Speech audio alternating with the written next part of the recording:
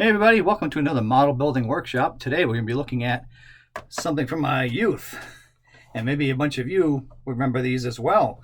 The Prestige series from ESCI, well, or under the Aurora box. So this was something that was very common for me to go look for these things in the hobby shops back in the 70s. Yeah, this has got a 1977 date on it, and yeah. So this was taking 1/72 scale ESCI molds and boxing it through this company instead. And one thing I liked about these boxes is that they had this cool paint guide on the back of them. And I thought that was really, I was over the moon with that because I'm all about painting and different camouflage schemes. So the back of the box always showed you some cool options. So let's take a look at it. This is what you get in the box. Nice trip down memory lane for me. Now, there's a lot of parts to this considering it's just a 72nd scale kit, but it's a pretty complete kit. But I did find these to be a great deal of fun as a kid, and I'm actually looking forward to trying this again as an adult. Let's see how it goes together for me this time around,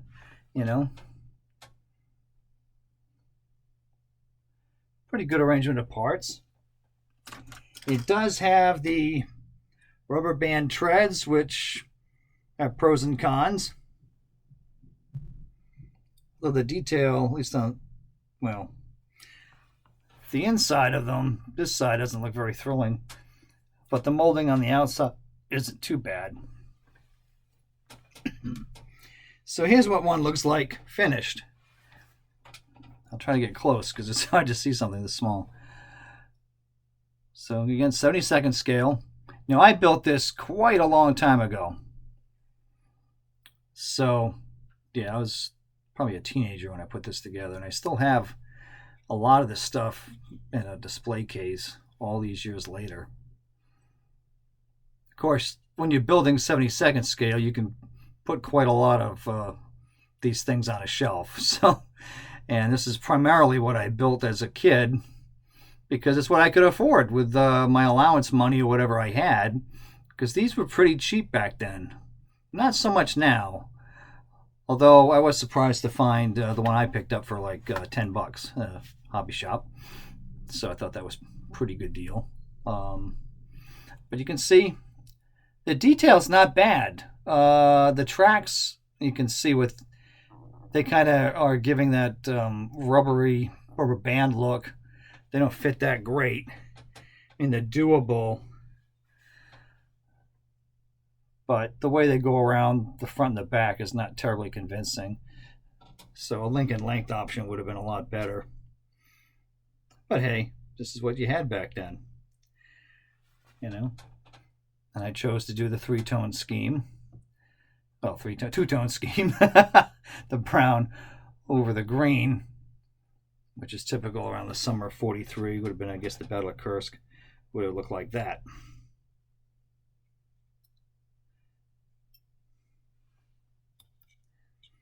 There's one example of it there. And of course, it's got it on the back here.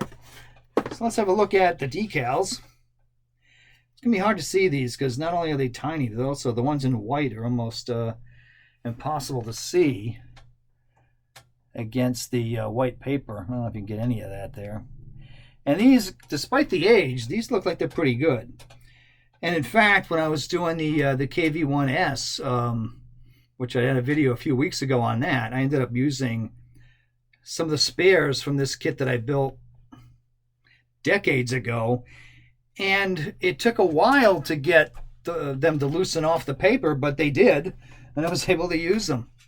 We'll just say decades later, okay? Like I think Reagan was president, for example. Anyway, so let's look at the instruction sheet, which I really like the Aurora boxing of these things because they had a good story you could read, nice photograph of one in action,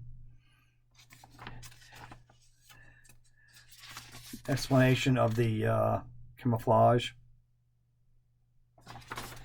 This one talks about, yes, just look at the box. And again, saying that the overall dark green is, the normal would be the normal paint job, but a brownish color was also used. The whitewash, typical in the winter, and you see the two-tone summer camouflage as well. Oh, you can see the decals here, as they did them all in black, so you can read them. But they don't give you any translation. And for that, you're probably going to have to use a book like this one here, this old standby from Steve Zaloga. This thing's been around for quite a while. I think you can still source these things. But he does get into, if I can quickly find this, get into the Russian stuff.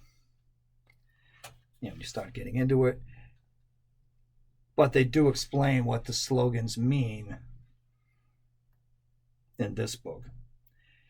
And a lot of the camouflage and markings you see on these model kits tend to be in this book. So that's really handy. So they explain, here it is here, for example.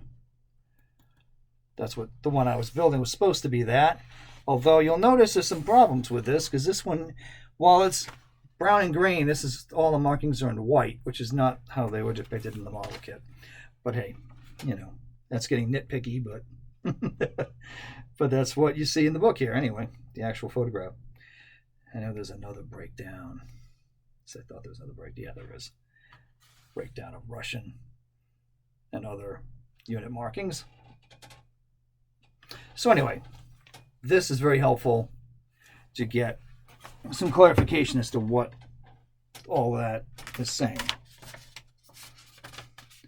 So the assembly sequence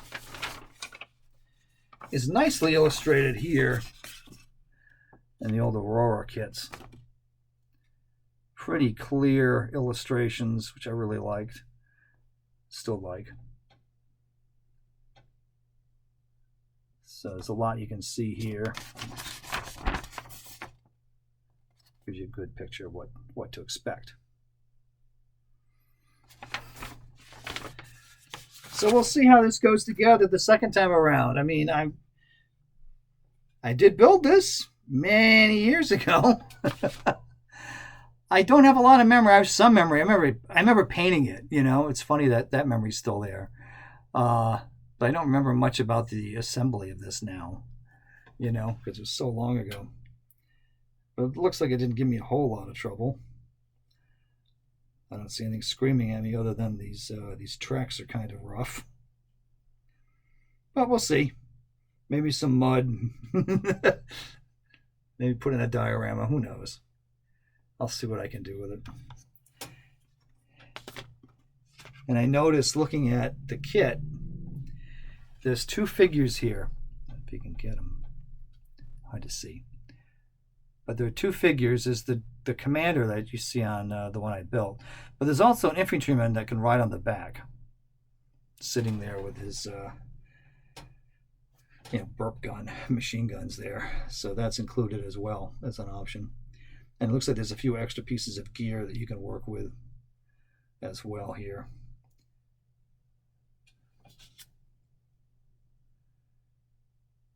Yeah, a couple of tarps and things you could stow on it.